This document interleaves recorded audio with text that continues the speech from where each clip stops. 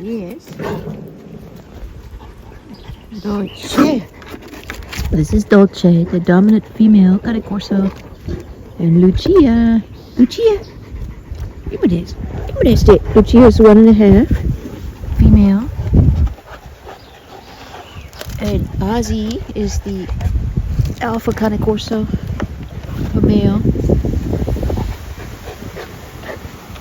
Just playing a game of fetch here.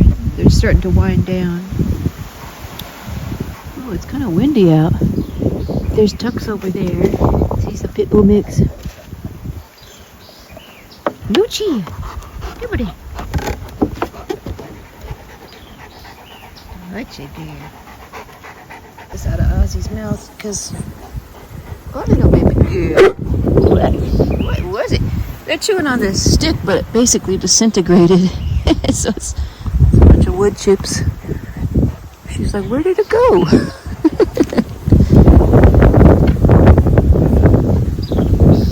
Lucia. Pretty much destroyed that one. Ooh, careful, baby. Oh, you're about to get in trouble, girl. Yep, yep. Shh. Noche.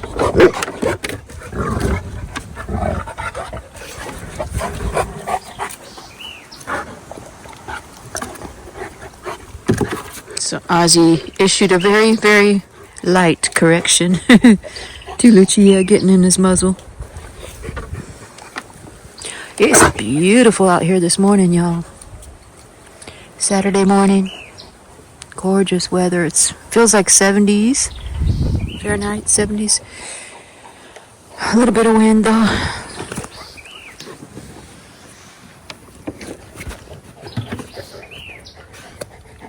Dolce.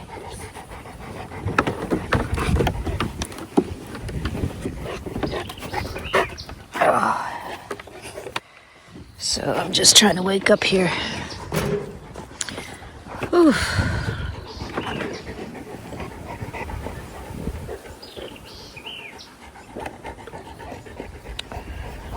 Oh man, yeah. So yeah, yesterday I had to go to oh, she got a big one. She got get her. I had to go finish some things at work. I didn't really get home till midnight, and had to run a lot of errands and everything. So I didn't get home until about midnight, and I figured the dogs would be inside sleeping. But I do have cameras on them, like I've mentioned before. Outside, I've got cameras. Just, for their safety and just to keep an eye on my property. And, you know what? They stayed outside waiting for me till midnight. They did not go back inside, the whole pack. So, just a testament to how protective this breed is and loyal. And there's a difference between separation anxiety and a stable dog that just wants to protect. It's concerned about its owner. Separation anxiety, I think, is more like when you leave the house or when you're getting ready to leave. The dog is very anxious because it's more worried about its safety, I believe. They're worried about, oh, shoot, my whole source of food and everything and security is about to leave, and I don't feel safe alone. I think that's the mentality or the psychology of separation anxiety in a dog, but I could be wrong. Comment down below what y'all think. But when I have cameras on my dogs and I notice their behavior when I'm gone, it's and they're outside waiting for me, they don't seem anxious at all. They're just, they're just relaxed, just guarding the property, waiting for me to come home. So, hey, baby girl. Yeah, they stayed up till midnight out there waiting for me. I just thought I'd mention that because I thought it's I don't know if everybody's dog does that. Comment down below. If you have a different breed, does it do that? Maybe it's just common in dogs all across the board. Her leg is shaking.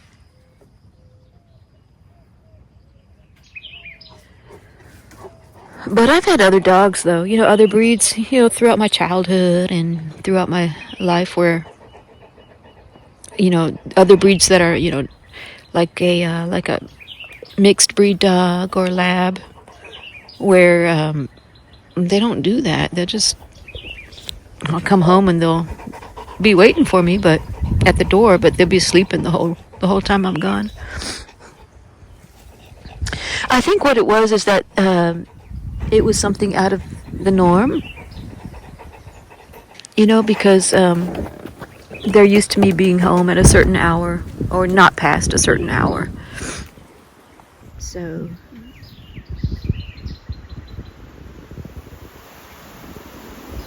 but I do have to consider, just like when you have kids and you have family you want to take care of and plan for the, God forbid if something happened to you, you have to plan for that. Or, you don't have to, but it's good if you do, because specifically what I'm referring to is if something were to happen to me, what would happen to my back? I really worry about that sometimes. So, hi, Papa. There's a couple issues at stake here. One is that they're not going to trust just anybody to come in.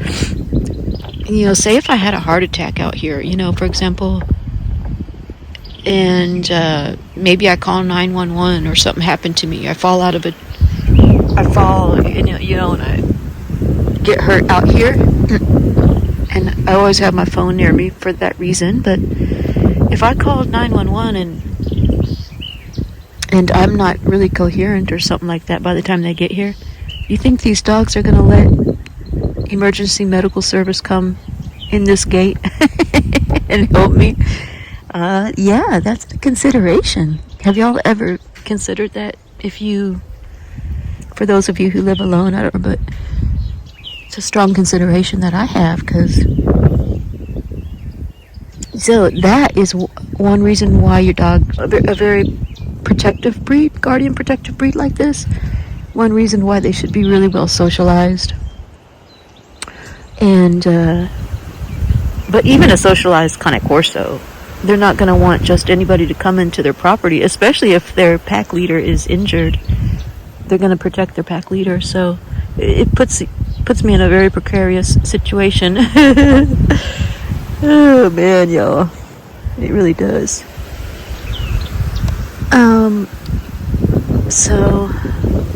But as far as someone taking care of my dogs, if I did expire, then I do have I have my brother and family members that my dogs know and trust, so I don't want to have to put the burden on them, though, to find homes or have to take these big dogs. These big dogs aren't easy to handle. So, should have a plan in place.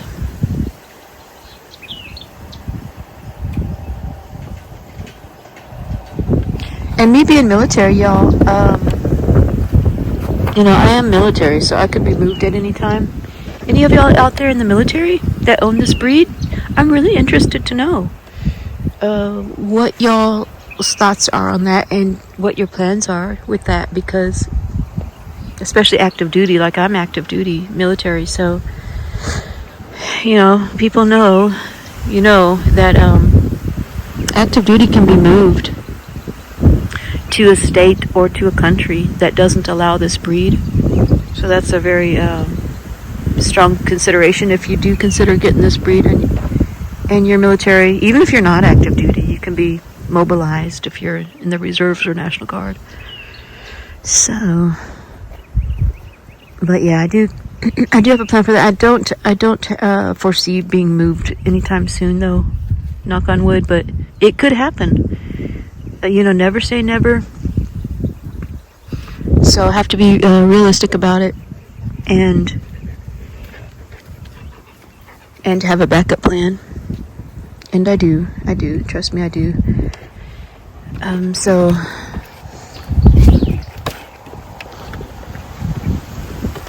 I don't, something that I don't talk about a lot, but because this is such a strongly protective breed, I do have to have a plan in place if something happened to them, you know, for that I ensure their well-being, that someone's going to take care of them. And yeah, so I do have my younger brother Albert that everybody knows. I've got I've got several family members that would be able to help with that, but it's something I need to explore more, actually, and make more detailed plans, because in general I know that they'd be taken care of. It's just that it's something I'm, you know, not that I don't foresee anything happening to me, God forbid. I'm very, very healthy as far as I know. And you know, so no worries there for anyone like, why is she talking about this all of a sudden? No, it's just something that I think about, because it's when you live alone, you have to think about things like that, you know, especially if you have a pack of dogs and you're like, dang, would emergency medical service, EMS, would they be able to get through here if I needed help? So I have neighbors that know my dogs that would be able to help. So ideally I could be able to call my neighbor.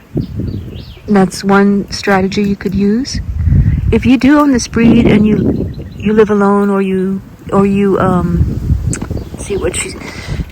you live with someone who is also at risk medically or something like that, you know, something like that. She got a tree branch. What is it, Gypsy? Then that's one strategy that you could do. Oh, Gypsy's trying to get this rock. You want your rock? Okay, let me see. It's driving her crazy. Let me see. There it is. Okay, she got a rock. One strategy, and that's what some of my plan is too, is that, say if I'm able to call 911 if I fall, or if I think I'm having a heart attack. Y'all, you should know the signs and symptoms of a heart attack. In women, it's different than men sometimes. So, but if something like that were to happen, you know, I could call 911 and also call my neighbor. Or ideally, if I wanted to be more efficient, you know, just call the neighbor that I know, or call, you know, even my sister is within an hour's drive from me. But if I call one of either my neighbor, depending on how imminent the situation is, call either my neighbor or my sister, you know, or my niece, or even my brother, you know, call them first and tell them to call EMS, but tell them, can you come as well, so that you can help contain the dogs, like if I'm not able to contain the dogs, in preparation for the emergency services to come. I think that's a good plan to have. So in saying that, that's why it's very good to, if you have this breed or a guardian breed, it's good to have your neighbors meet the dogs and be okay with the dogs, and for the dogs to know your neighbors as not a threat. Well, for so many reasons. You don't want your dogs, I mean, if you trust your neighbors, that is. And so I do. So yeah, you'd be able to have that kind of as a contingency plan if something were to happen and you're not able to contain your dogs. But you know, like if I run these scenarios through my heads because I'm a planner. But you know, if I had signs and symptoms of a heart attack, or if I started feeling like, oh shoot, I might not be able to. He's pawing at me. He wants me to keep petting him. You know, I might not be able to. I might pass out or something, or feeling woozy, or you know, anything, or I'm losing blood. Something happened, and I'm losing blood quickly to where I might pass out soon. You know, if I'm able to, I would contain the dogs. I would put them in their dog run in the fenced area where they can't get out. There's a separate fenced area within my fenced. I have about almost 2 acres that's completely fenced.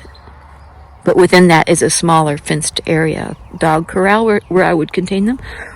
Or I would just simply put them in the house and lock the doggy door so they can't get out. Something like that, you know. Or vice versa. I would go inside and make sure my dogs are locked outside in the back. And that way EMS could come inside.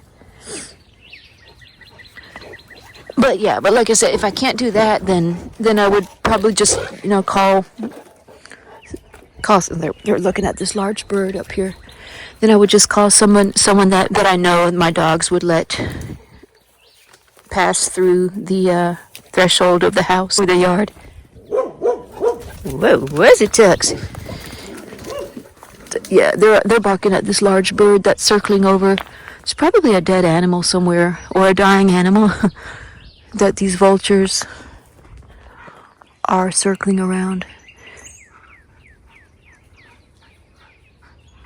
Hey, quick question, kind of not really related, but kind of related. Anybody out there living in Washington State?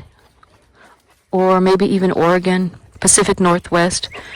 Really curious about Washington State. It's a state that I love.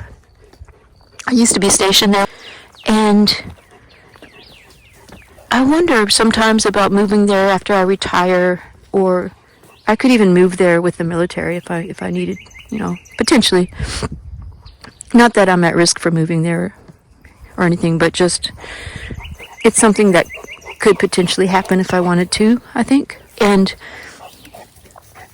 I don't recall if there's many counties in Washington State that ban this breed. Or pit bulls. Pit bulls or Cane Corsos. I don't know if there's any bans. I think it might be county specific. I don't think the state as a whole has a ban of this breed. But I'm curious to know anybody that knows more about that. Also, let me know in the comments below. I'm really curious. Does anybody know a state that does ban this breed or a country that you know of? How about in the UK? I don't think Cane Corso's banned in the UK. Correct me if I'm wrong, but I know that there was talk about banning the bully breed, American Bully, and possibly Pitbull. Are they banned yet, or are they banned? Ozzy wants to play. Ozzy wants to play. Give me that. Oh. See, now that's a playful growl. It's kind of hard to tell if if you don't know very well the dog, you know. He wants to play. But I know the subtle differences in the way that the growl sounds. And when it's a serious growl versus he's just growling to play, keep away. Give me that.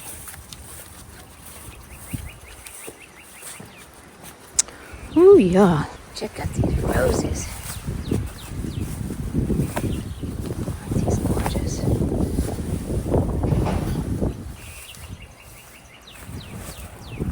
I wish you could smell those roses. They smell so heavenly. Such a beautiful scent. Oh, I've got tons of weed eating I gotta do. I gotta clean my car today. So, anyways, y'all. Yeah, really curious to hear y'all's thoughts. Comment down below what you think about all that. And anyway, I think I'll. Uh-oh, y'all. I had my coffee cup out here last night, and I forgot to bring it inside, and now it's in shreds. Yeah, it's in shreds. They had a field day with that one.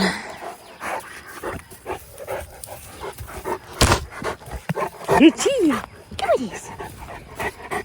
Okay, baby girl. doing this.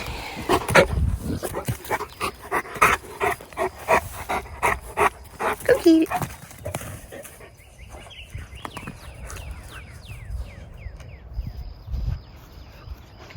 Yeah, it was probably from Lucia. Lucia's a chewer.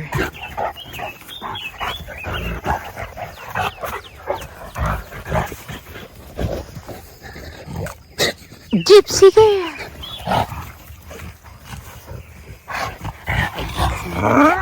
Hi, Taxi.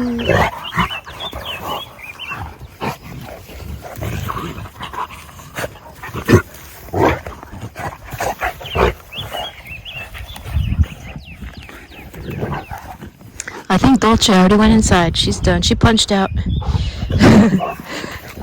So anyways, y'all, thanks for watching. Don't forget to subscribe. Hope y'all having a good weekend.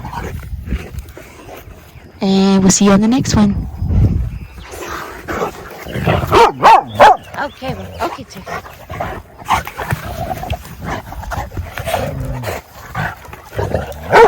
Yeah, I call foul too. That was foul play.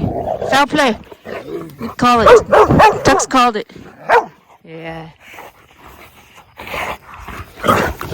Okay, baby. Hey, Dolce. Dolce to the rescue. She's gonna come shut it down.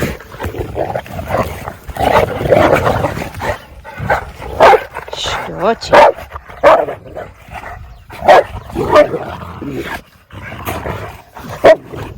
my god, I just have to show you these real quick.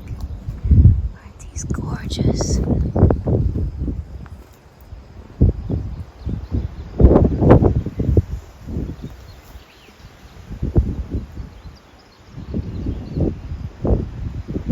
Well, y'all, don't forget that I have a link in the main page of my channel to my Amazon storefront. If you see anything in the videos, like in my house or anything with the dogs, I have all the dog gear that I use in there, and also anything that I really love that I use, any products, I put in there as well.